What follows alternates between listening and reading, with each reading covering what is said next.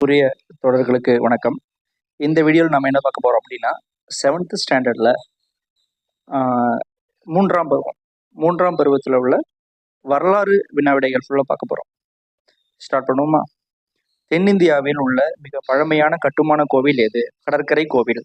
மாமல்லபுரத்தில் உள்ள கடற்கரை கோவில் தான் தென்னிந்தியாவிலேயே மிக பழமையான கட்டுமான கோவில். மாமல்லபுரத்தில் உள்ள நினைவு சின்னங்கள் கோவில்களும் யுனெஸ்கோவால் எப்போது அங்கீகரிக்கப்பட்டன? 1984 தாங்க அங்கீகரிக்கப்பட்டது. முற்கால சோழர் கட்டடக்கலையின் சிறப்பம்சம் யாது? விமானங்கள். அது முற்கால சோழர் கட்டடக்கலையில கோயில்கள்ல விமானங்கள் அமைச்சதுதான் சிறப்பு. அழகிய நம்பி கோவில் எங்கு அமைந்துள்ளது? திருக்குறுங்குடி. இப்படின்னு கேட்பாங்க.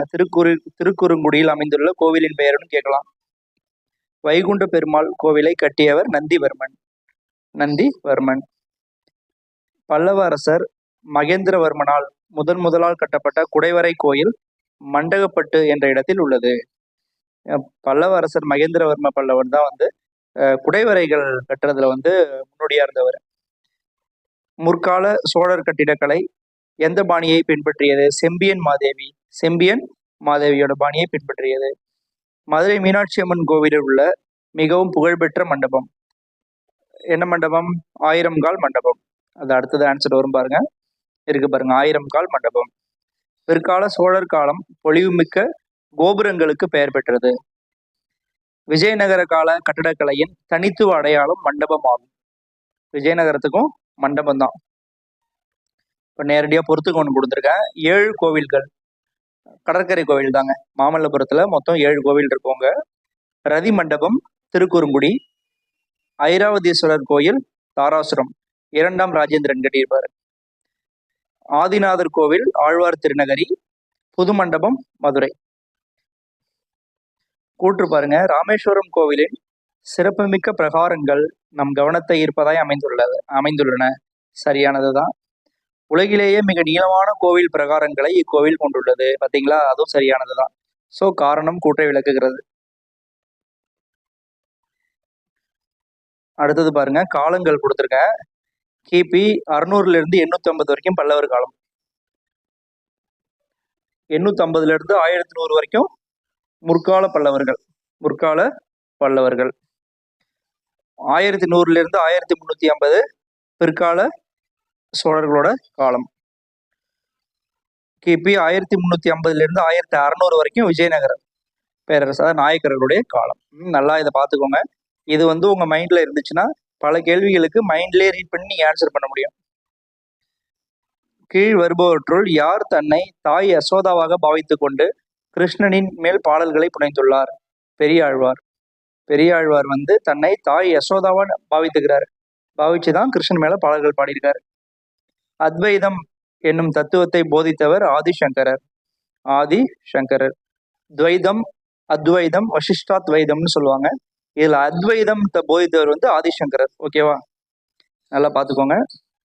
பக்தி சிந்தனையை ஒரு மக்கள் இயக்கமாக வட இந்தியாவில் பரவ செய்தவர் ராமானந்தர்.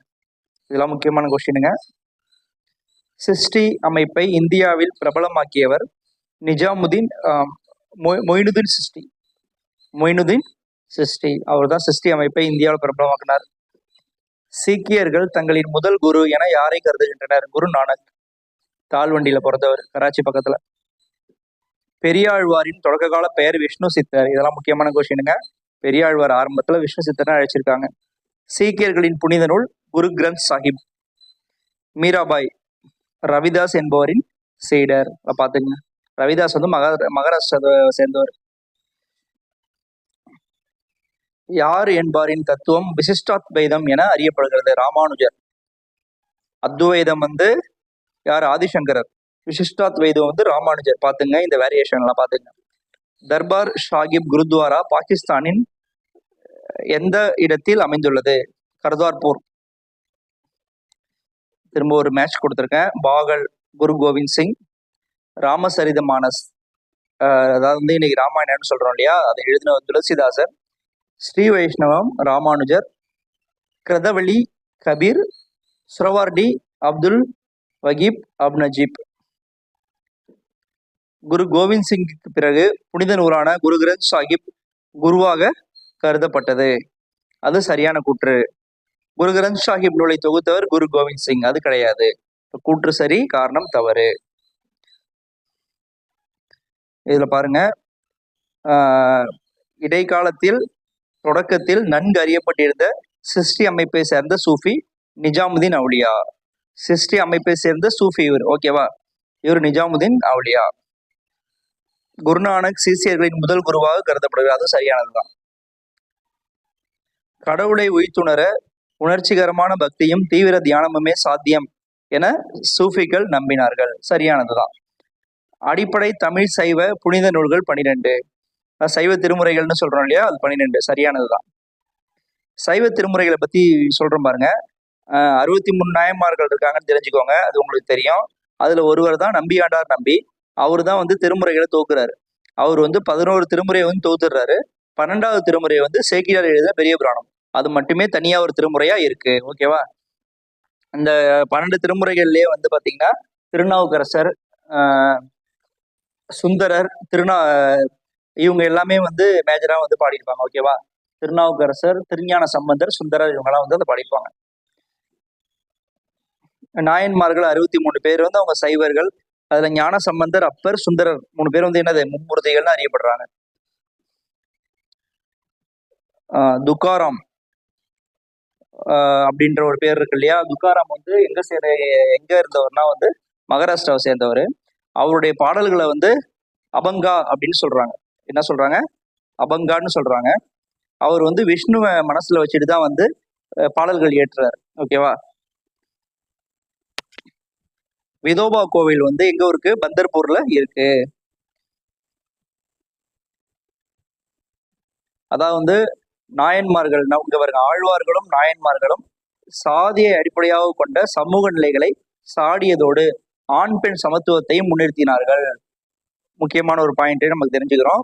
அடுத்து பாருங்க, ஆதிசங்கரர் பக்தி இயக்கத்தின் மீது கவனம் கொள்ளாது.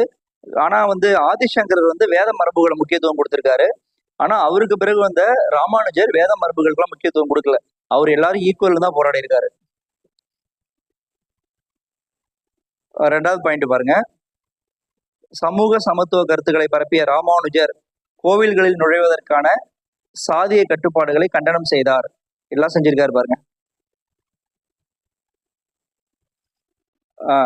கபீர், குருநானக் மற்றும் வங்காளத்தின் சைதன்ய தேவா ஆகியோர் சிறப்பாக செயல்பட்டார்கள். இதுல வந்து இவங்க என்னென்ன ஊரை சேர்ந்தவர்கள் போட்டிருக்கு பாருங்க. ராமானந்தர், வல்லபாச்சாரியார், இவங்க 2 பேரும் தெலுங்கு. சூர்தாஸ் அவர் வந்து நம்ம உத்தரப்பிரதேச சேர்ந்தவர். மீராபாய் வந்து மேவார் அரசு ராணி, அவங்க மீராபாய். துளசிதாசும் துக்காராமும் மகாராஷ்டிராவை சேர்ந்தவங்க. சமண பேரவை முதலில் எங்கு கூடி தங்களின் சமய போதனைகளையும் ஒழுக்க விதிகளையும் தொகுக்க முற்பட்டார்கள்? எங்கன்னா பாடலிபுத்திரம். பாடலிபுத்திரத்துல தான் முதலாவது பௌத்த சமய மாநாடு கூட நடந்தது, ஞாபகம் வச்சுக்கோங்க. ஆகம சூத்திரங்கள் எம்மொழியில் எழுதப்பட்டன? அர்த்த மகதி. கீழ்கண்டவற்றுள் எது களப்பிரர்களால் ஆதரிக்கப்பட்டது? சமண மதம் தான் வந்து களப்பிரர்கள் ஆதரித்தது. தலையணை பகுதி செதுக்கப்படாமல் உள்ள கற்படுக்கைகளை எங்கு காணலாம்? வேலூர். கழுகுமலை குடைவரை கோவில் யாரால் கட்டப்பட்டதாக கருதப்படுகிறது? பராந்தக நெடுஞ்சடையன். இது ஒரு முக்கியமான கொஸ்டின். தமிழ்நாட்டில் உள்ள சமண சிலைகளில் மிக உயரமாக கருதப்படுவது நேமிநாதர் சிலை. புத்த சரிதத்தை எழுதவர் அஸ்வகோஷர். எந்த நூற்றாண்டில் சீன பயணி யுவான் சுவாங் பல்லவ நாட்டிற்கு வந்தார்? 7ஆம் நூற்றாண்டு தான் வந்தார். பௌத்தம் சரிவை சந்தித்துக் கொண்டிருக்கும் சமயம் என எடுத்துரைக்கிறார் மகேந்திரவர்மன். வந்து ஒரு புக்கு எழுதுறாரு, அது பேரு மத்தவிலாச பிரகசனம். அதுல வந்து பௌத்தத்தை கேலி பண்ணி பௌத்தம் வந்து சரிவை நோக்கி போயிட்டு இருக்கு அப்படின்னு அவர் எழுதுறாரு. அவர் வந்து சைவ சமயத்தை பின்பற்ற ஆரம்பிச்சிடுறாரு. மௌரிய பேரரசர் அசோகரும் அவருடைய பேரன் தசரதாவும் ஆசீவகர்களை ஆதரித்தார்கள். திரும்ப ஒரு மேட்ச் கொடுத்துருங்க பாருங்க. கல்பசூத்ரா வந்து எழுதினவர் பத்ரபாகு. இந்த பத்ரபாகு தான் வந்து சந்திரகுப்த மௌரியரை நார்த் இந்தியால இருந்து கர்நாடகால சிறுவன பெலகோலாவுக்கு அழைச்சிட்டு வர்றாரு. அழைச்சிட்டு வந்து அவங்க வந்து ஒரு விரதம் இருந்து உயிர் துறக்கிறாரு. யாரு? சந்திரகுப்த மௌரியன். சந்திரகுப்த மௌரியர் அழைச்சிட்டு வந்தவர் பத்ரபாகு. சிவகிருஷ்ணதாமணி எழுதினவர் திருத்தக்க தேவர். நேமிநாதர் 22வது தீர்த்தங்கரர். 24வது தீர்த்தங்கரர் யாரு? ரிஷபதேவர். மிலிந்த பன்கா எழுதினவர் நாகசேனர். கீழ கோயில்குடி எங்க இருக்கு? மதுரையில இருக்கு. தவறான இணை எதுன்னு கேக்குறாங்க. தவறான இணையை வந்து பரசவநாதர் 22வது தீர்த்தங்கர்னு இருக்கு, அதை விட்டுருவோம் நம்ம. அப்ப சரியான இணையை மட்டும் இதுல நம்ம பார்த்துப்போம். 2 பாருங்க. மகாபாஷ்யா இலங்கையை சேர்ந்த வரலாற்று தொகுப்பு. விசுமத்திகா இது ஒரு புக், அதை எழுதினவர் புத்த கோஷா. புத்தர் எண்வகை வழிகள். இதை மட்டும் பாத்துங்க. இது ஒவ்வொன்றும் ஒவ்வொரு கொஸ்டினும் ஞாபகம் வச்சுக்கோங்க, நல்லா மனசுல பதிய வச்சுக்கோங்க. அதுல சரியா தவற கொடுத்துருக்காங்க. ஏன் இதை கொடுத்துருக்காங்கன்னா எல்லாமே சரின்னு வந்திருக்கிறதுனால கொடுத்துருக்காங்க. அதாவது வந்து நம்ம சமணத்துல 12வது ஆகம சூத்திரம் தொலைந்து போனதாக கருதப்படுகிறது, சரின்னு சொல்லியிருக்காங்க.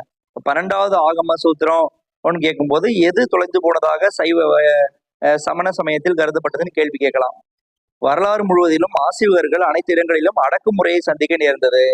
நான் அவர் ரொம்ப தீவிரமா வந்து சமண மதத்துல பரப்ப முயற்சி பண்ணதுனால அவர்கள் வந்து எதிர்ப்புகளை வந்து கடந்துதான் வர வேண்டியது இருந்தது.